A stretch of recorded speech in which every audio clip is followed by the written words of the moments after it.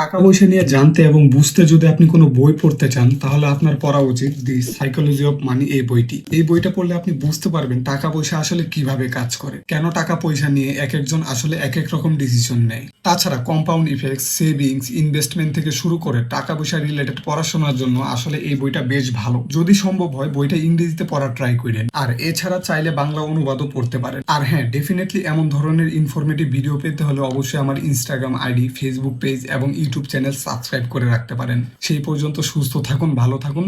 আসসালামু আলাইকুম।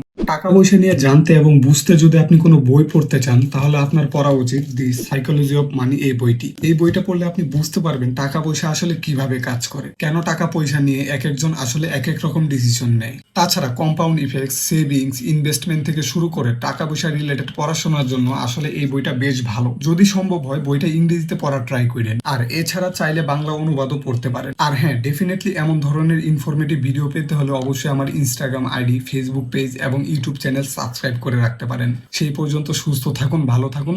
আসসালামু আলাইকুম।